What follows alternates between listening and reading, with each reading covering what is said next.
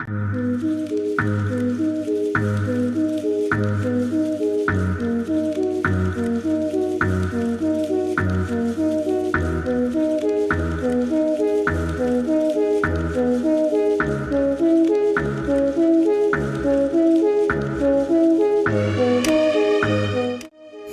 my name is Shamra Shankar and today I'll be discussing the 12 Angry Men case summary. The jury deliberations in a case of capital murder are the subject of the movie. A young Hispanic boy is accused of killing his father and is charged as the accused. Following the attorney's oral arguments, the jury is instructed to adjourn and render its decision. The 12 jurors must all cast an unanimous guilty or not guilty vote in order for the verdict to stand. At first, the case seems to be open and shut. The defense cannot provide a strong alibi, and there are various witnesses who claim to have heard screams, seen the boy running away, and even seen him stabbing his father. Also, the knife which the boy claims to have lost is found near the murder scene. From this short courtroom scene, the film switched to the jury room where the rest of the film is set. After some unimportant small talk and a refreshment break, the jurors gather around the table and take a preliminary vote whereby 11 votes for guilty and 1 vote for not guilty. The reason behind this will be explained by my firmmate Mr. Ridwan. Juror A stated that he cannot vote guilty because he has reasonable doubt. Initially, all of the other jurors do not understand Juror A and want to force him to change his mind. However, by presenting his reason for a reasonable doubt, Juror A persuades one after the other that sending this young man to the electric chair is not the right decision to be made. He challenged the evidence and alluded to the jurors' prejudice and weaknesses in order to emphasize that he is possibly not guilty. After spending the afternoon in this rather small and gloomy room, the jurors reached an unanimous decision to find the defendant not guilty to the charge. They, as a jury, goes back into the courtroom and clears the accused of all charges that have to be made. In the final scene, we see the jurors leave the court building. Only 2 of them exchange their surnames and then also part to go back to their life as usual.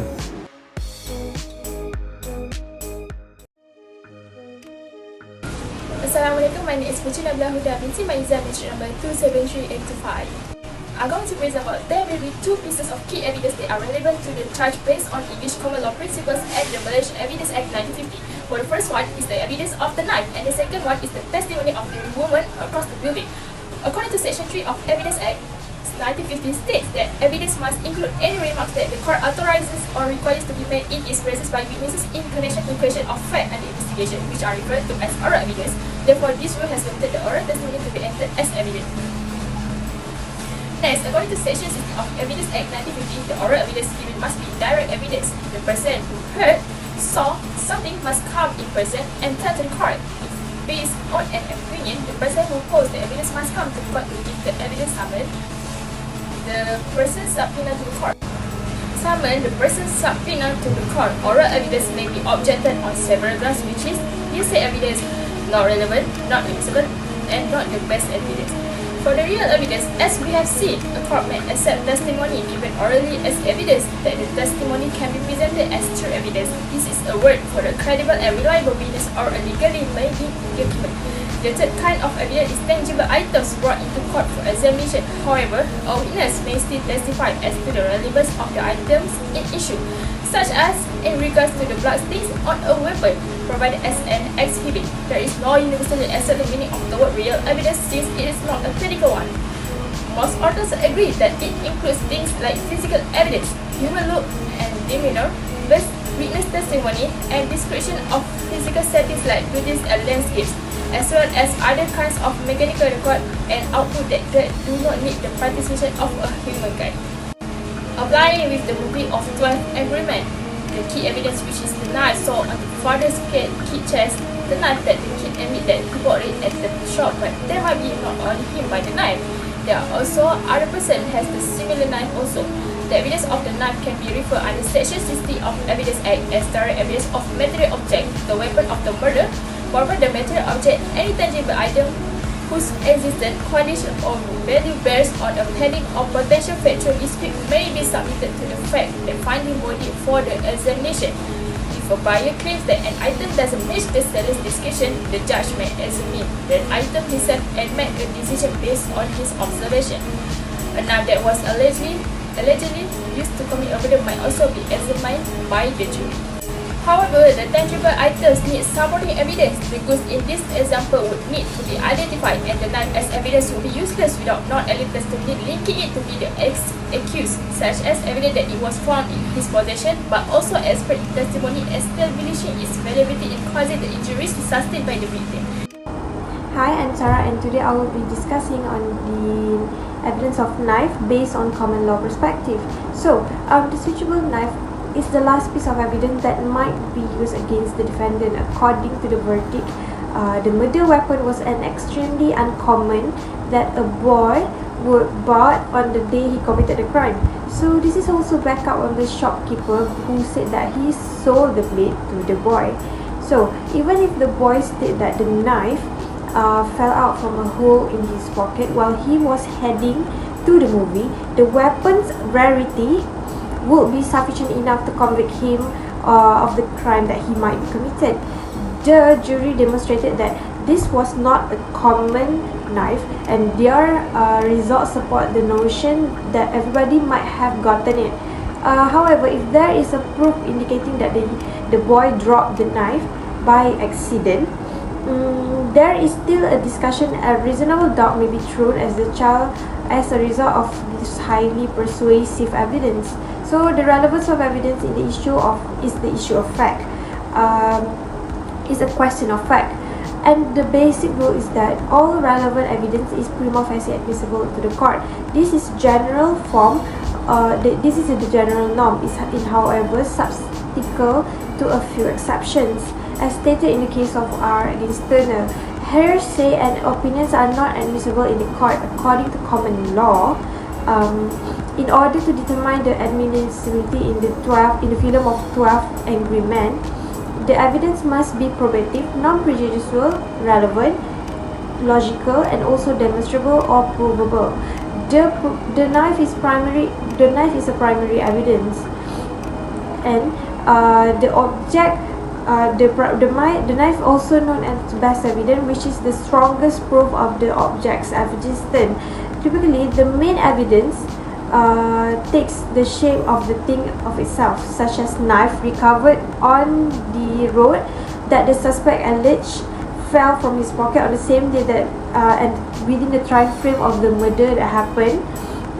Therefore, the admissibility of the knife is as a main evidence or as a primary evidence is high. Alright, so now let's move on to the second key evidence, which is the testimony of the woman who lives across the building. This testimony is regarded as the key evidence because we find it to be very, very strongly important to the charge.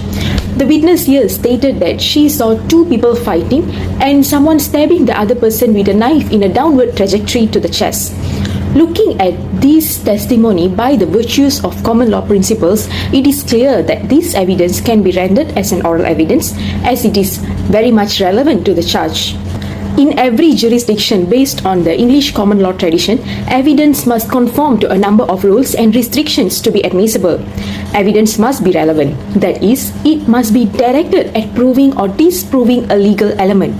However, the relevance of evidence is ordinarily a necessary condition but not a sufficient condition for the admissibility of evidence when it is seen from the virtues of common law principle. For example, relevant evidence may be excluded if it is unfairly prejudicial, confusing, or the relevance or irrelevance of evidence cannot be determined by logical analysis. As such, we can see how this key evidence is admissible from the eyes of common law principles. And as for me, I will discuss on the key evidence relating to Malaysian Evidence Act 1950. The Malaysian Evidence Act 1950 is the main source of law of evidence in Malaysia. This Evidence Act was modelled on the Indian Evidence Act, which was codified form of English law that was drafted by Sir James Stephen in 1872. But to the point of the movie. Based on the movie, the testimony of the woman who lived across the building who testified that she saw the killing happen shall be considered as an oral evidence in accordance with Malaysian Evidence Act 1950. There are three main sections that govern the admissibility and credibility of oral evidence under Evidence Act that are relevant to this movie and the testimony of the woman.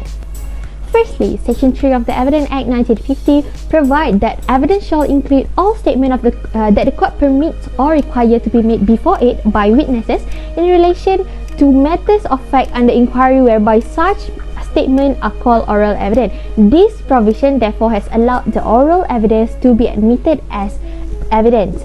Section 6D of the Act is the section that provides for the principle of the oral evidence. This section emphasizes that the oral evidence must be direct, where the testimony by the witness must be based on what he or she themselves perceive by their own senses such as sight, hearing, or other kinds of senses.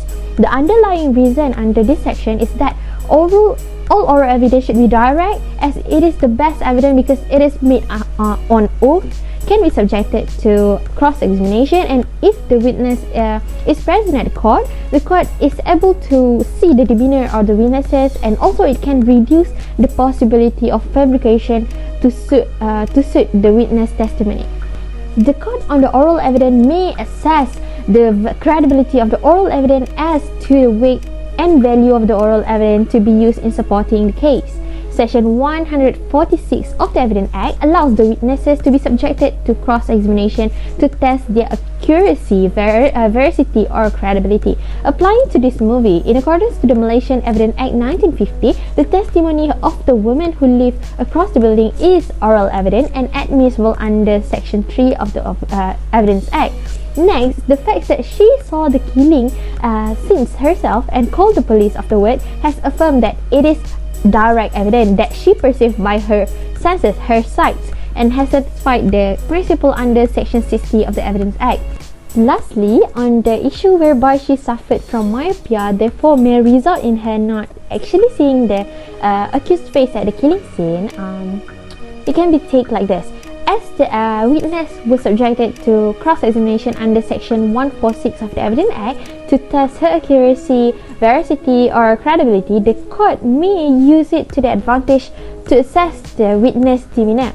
If it is proved that the witness could not see the accused face clearly at the time, it may decrease the weight and value of the oral evidence, but it did not mean that the testimony was deemed wholly inadmissible. It is on the court to decide on the weight and value of the evidence. So that's it from us. Thank you very much.